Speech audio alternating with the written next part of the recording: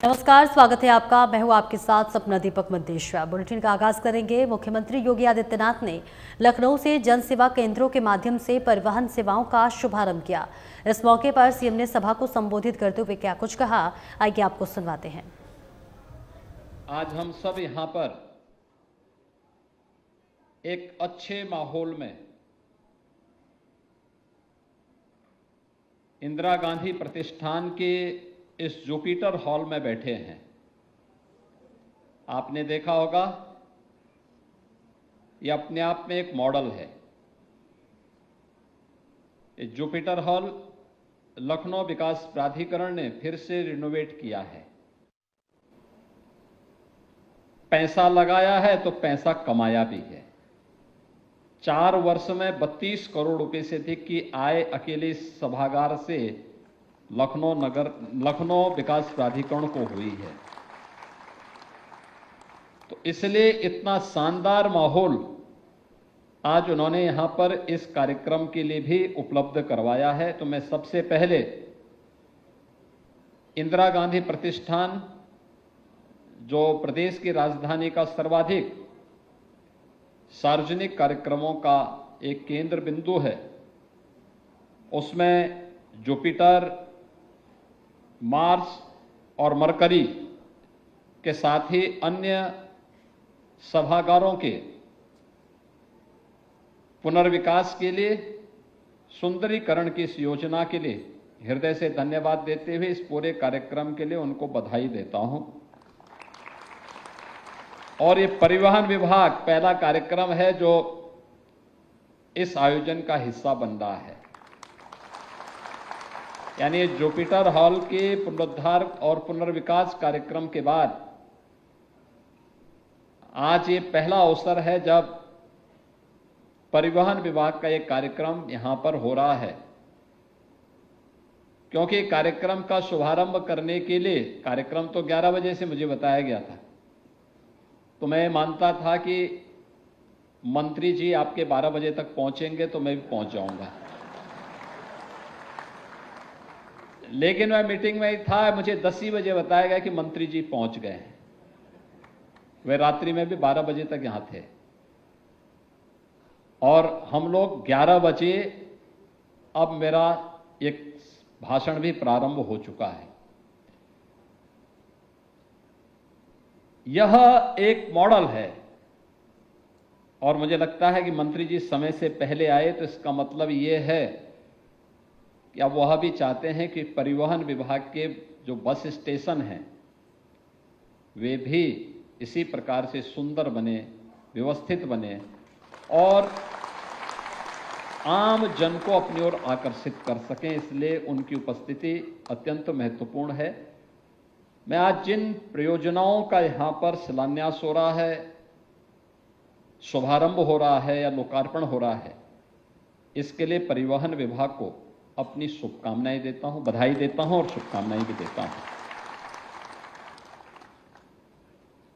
परिवहन विभाग प्रदेश के पब्लिक ट्रांसपोर्ट का सबसे बड़ा माध्यम है और स्वाभाविक रूप से देश का भी। 14,000 बसेज किसी एक निगम के पास हों और उसके माध्यम से संचालित हो रहे हों, या उत्तर प्रदेश परिवहन निगम सफलतापूर्वक अपनी सेवाएं प्रदान कर रहा है। उसके चैलेंजेस भी हैं। इतनी विशाल आबादी के लिए सुविधा देना, और खासतौर पर अभी हाल ही में रक्षाबंधन के अवसर पर 3 दिनों तक लगातार बस सेवा, और वह भी बहनों को फ्री में बस सेवा को जो सुविधा आपने उपलब्ध करवाई वह और भी शानदार थी। यद्यपि उसका प्रचार प्रसार विभाग नहीं कर पाया, कितनी बहनों ने यात्रा की इसके बारे में बहुत बता नहीं पाया। अगर उसका भी हाईलाइट करते तो लोगों के मन में एक और प्रचार का आपको आधार बनता, आपको एक अवसर था। लेकिन आज इतनी अधिक सेवाएं और इतना विस्तार, ये आज की आवश्यकता है, लेकिन भविष्य की चुनौतियां भी हम सबको आगाह कर रही हैं। याद रखना, कोई भी व्यक्ति हो या समाज, गांव हो या शहर, जिला हो, राज्य हो या देश, अगर वह समय की गति से पिछड़ जाता है तो हमेशा के लिए पिछड़ जाता है। अगर वह समय की गति से 2 कदम आगे चलने की सामर्थ्य रखता है तो वही प्रगति के पथ पर आगे बढ़ करके अपना विजयश्री का झंडा गाड़ता है। और उस विजयश्री की, प्रगति की यात्रा में विजयश्री का झंडा गाड़ने के लिए हम भी विकसित भारत की इस परिकल्पना के सारथी बनेंगे। परिवहन विभाग के सामने पब्लिक ट्रांसपोर्ट की, सार्वजनिक क्षेत्र से जुड़ी हुई पब्लिक ट्रांसपोर्ट की इन सेवाओं को 3 प्रकार की उन योजनाओं के साथ हमारा शॉर्ट टर्म प्लानिंग हमारी क्या होगी, लघु अवधि की प्लानिंग क्या होगी अगले 3 साल के अंदर, अगले 10 वर्ष के अंदर और अगले 22 वर्ष के अंदर हमें क्या कुछ अचीव करना है पब्लिक ट्रांसपोर्ट के क्षेत्र में। और जहां पर संभावनाएं हैं वहां पर आप आसानी से इसे अचीव भी कर सकते हैं। आसानी से, थोड़ा सा प्रयास, ये फाइल को लटकाने की आदत बंद करनी पड़ेगी।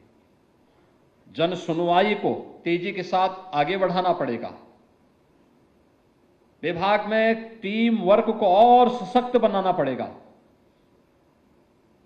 तो परिणाम आने में देर नहीं लगेगी, कोई देर नहीं लगेगी। और परिवहन विभाग ने करके दिखाया है। 2019 में प्रयागराज कुंभ,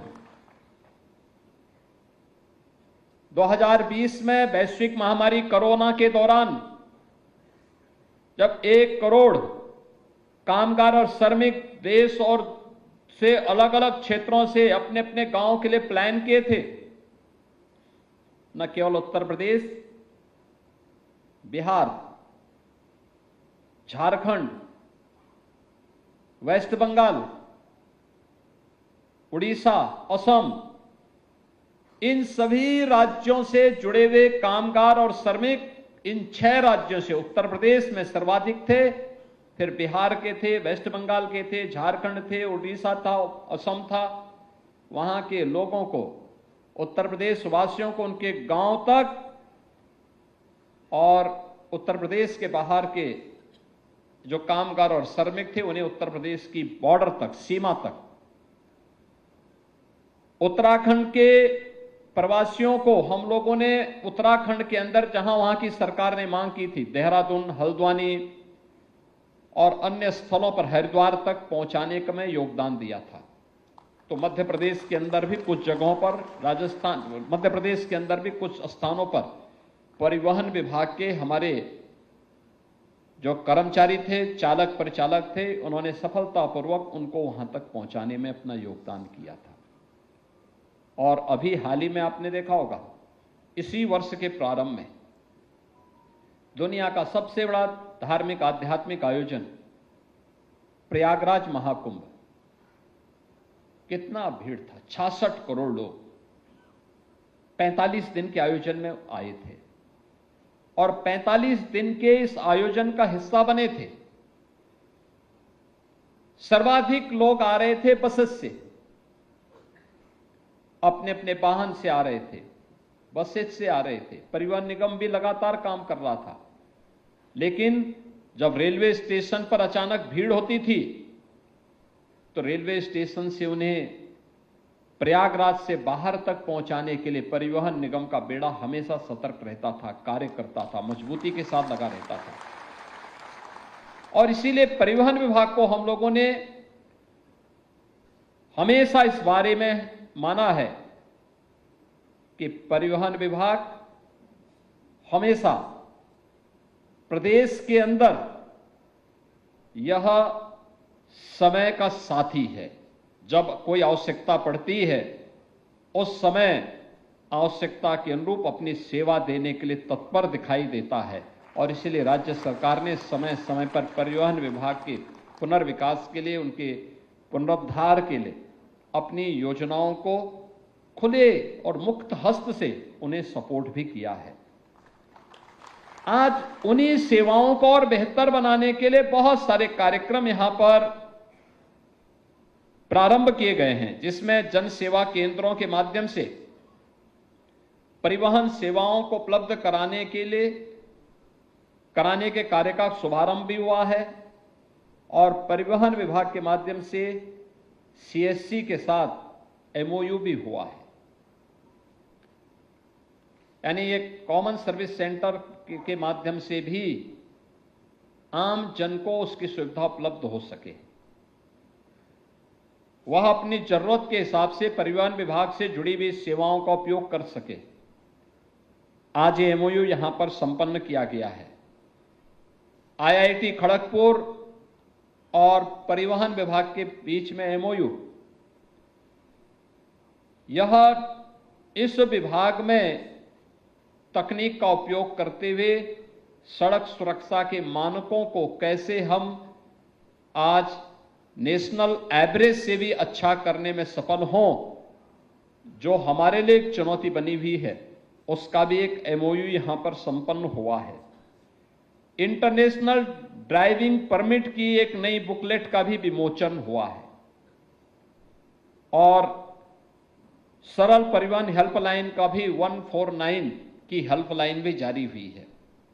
149 की हेल्पलाइन एक सामान्य पैसेंजर के लिए बहुत महत्वपूर्ण है, क्योंकि जब आपने डिजिटल बस ट्रैकिंग ऐप का शुभारंभ कर दिया है तो ये ऐप के साथ साथ हेल्पलाइन एक सामान्य नागरिक को अत्यंत मदद करेगा अपने परिजन के बारे में, अपने नातेदार रिश्तेदार के बारे में कि वह व्यक्ति कहां पर पहुंचा है, कहां पे व्यवस्था है, क्या सुविधाएं हैं। आज यहां पे इसके साथ ही पीपीपी मोड के अंतर्गत जो हम लोगों ने बस स्टेशनों को यहां पर प्रदेश के अंदर बनाया है, उनका उद्घाटन और शिलान्यास का कार्यक्रम भी हो रहा है, जो 82 करोड़ रुपए की लागत से हैं। और पीपीपी मोड पर विकसित किए जाने वाले जो बस स्टेशन हैं, 23 बस स्टेशन हम लोगों ने अब तक इसके लिए अनुमोदन कैबिनेट से दिया है, जिसमें से 7 का शिलान्यास हो रहा है, लेकिन शेष 16 भी तत्काल तैयार हो जाए। इसके साथ ही हर जनपद में जाना है तो 54 ऐसे अन्य बस स्टेशन भी इंतजार कर रहे हैं, जहां पर पीपीपी मोड पर हमें वर्ल्ड क्लास इंफ्रास्ट्रक्चर विकसित करना है। एक छत के नीचे बस स्टेशन भी होगा, रेस्टोरेंट भी होगा, यात्री चालक परिचालक की सुविधा, उनके लिए भी फैसिलिटेशन सेंटर होगा, तो वहां पर होटल आदि की सुविधा भी हो। कोई पैसेंजर आया है, उसको ठहरना है, उसकी सुविधा हो, पार्किंग की उचित व्यवस्था भी हो।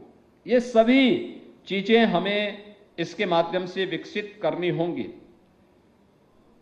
एडीटीसी के 4 नवीन केंद्रों के प्रमाण पत्र भी यहां पर आज जारी किए गए हैं। आरबीएसएफ के 4 नवीनतम केंद्रों के भी प्रमाण पत्र आज यहां पर जारी किए गए हैं और 4 नवीनतम ऑटोमेटेड टेस्टिंग सेंटर के निवेशकों को भी प्रमाण पत्र वितरित किए गए हैं। जन सेवा केंद्रों के माध्यम से परिवहन सेवाएं उपलब्ध कराने के विषय में भी यहां पे प्रमाण पत्र दिए गए हैं और राष्ट्रीय ग्रामीण आजीविका मिशन के अंतर्गत महिला स्वयंसेवी समूह को से जुड़े हुए 3 महिलाओं को भी जो योग्य थी, दक्ष थी, उन्हें नियुक्ति पत्र भी यहां पर वितरित किया गया है। ये इन सबके साथ साथ इलेक्ट्रिक बस सेवा भी आज कुछ क्षेत्रों में प्रारंभ हो रही है।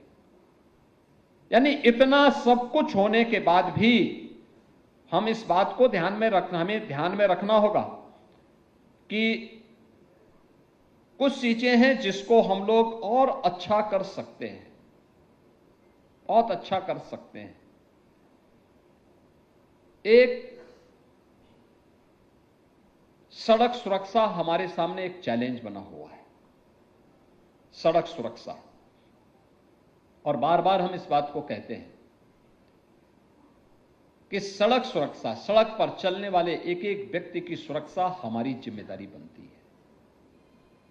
इसके प्रति जागरूकता पैदा करना, आम जन को जागरूक करना, आम जन को इसके प्रति सतर्क बनाना,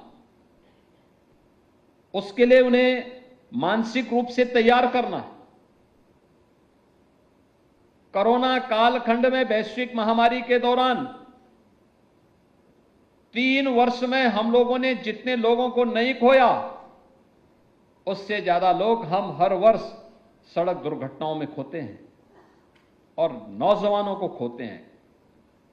परिवार का परिवार समाप्त हो जाता है। एक चुनौती है ये समाज के लिए, प्रदेश के लिए, देश के लिए। केंद्र की सरकार भी और माननीय उच्चतम न्यायालय भी कई बार चिंता व्यक्त कर चुका है कि सड़क सुरक्षा हमारे लिए एक चुनौती है, लेकिन जागरूकता का अभाव, बेहतर समन्वय को बनाए रखते हुए व्यापक जन जागरण के माध्यम से हम इसको फेज वाइज न्यूनतम स्तर पर लाने में सफल हो सकते हैं, न्यूनतम स्तर पर लाने में सफल हो सकते हैं। याद करिए, अगर आपके कारण किसी पैसेंजर की जान बचती है तो प्रचार आपका अच्छा होगा, लोगों के मन में एक सुरक्षित यात्रा की अवधारणा परिवहन निगम के बारे में बनेगी। आपके कारण अगर कहीं लापरवाही के कारण किसी यात्री की जान जाती है तो परिवहन निगम की बस सेवा भी बदनाम होती है और साथ साथ आपको आर्थिक हानि भी होती है, यानी आपको कंपनसेशन भी देना होता है। यानी दोहरे लाभ भी हैं तो दोहरे नुकसान भी है। अंततः भुक्तभोगी पूरे परिवहन विभाग को होना पड़ता है। हमारा प्रयास होना चाहिए कि जिनको भी हम ड्राइवर के रूप में रखते हैं, जिनके हाथ में भी बस की स्टीयरिंग दे रहे हैं, उनका नियमित रूप से मेडिकल और फिजिकल फिटनेस उनका होता रहे। नियमित रूप से हर 3 महीने में कैंप लगाइए, हर 3 महीने में उनकी मेडिकल फिटनेस के कार्यक्रम प्रारंभ होने चाहिए और खासतौर पर आंखों के चश्मे तो जरूर दिखवाइए, क्योंकि पता लगा कि सामने दिखाई नहीं दे रहा और फिर भी स्टीयरिंग पकड़ करके चले जा रहे हैं, अंदाजे से चले जा रहे हैं। अंदाजे से आप किसी कार्यक्रम का हिस्सा बन सकते हैं, लेकिन सड़क पे बस लेकर के चल करके दूसरों की सुरक्षा के साथ खिलवाड़ करने की छूट नहीं दी जा सकती है और इसको हमें ध्यान में रखना होगा। इसमें कोई भी व्यक्ति उसकी चपेट में आ सकता है, आपके हमारे परिचित कोई भी हो सकते हैं। हमारे लिए वो प्रदेश का नागरिक है, प्रदेश का बाहर का भी तो हमारा अतिथि है, उसके प्रति भावनात्मक लगाव हमारे मन में होना चाहिए और उसकी सुरक्षा, उसकी संरक्षा ये हमारी नैतिक जिम्मेदारी बनती है। हम उस जिम्मेदारी को अगर लें तो इस सड़क सुरक्षा के बारे में व्यापक जन जागरूकता और IIT खड़गपुर इसमें अच्छा योगदान दे सकता है और हमारा प्रयास होना चाहिए कि हम IIT के साथ बैठें, हम लोग टेक्नोलॉजी का बेहतर उपयोग करें। और आगे बढ़ेंगे, जहां यूपी की राजधानी लखनऊ में पारालाख में एक तेंदुआ घुसते हुए CCTV में कैद हो गया। रात को के समय भी वो आराम से, बता दें, चहलकदमी कर रहा था। इसकी जानकारी वन विभाग को दी गई और बता दें कि वन विभाग तेंदुए को देखने के लिए दहशत का माहौल है।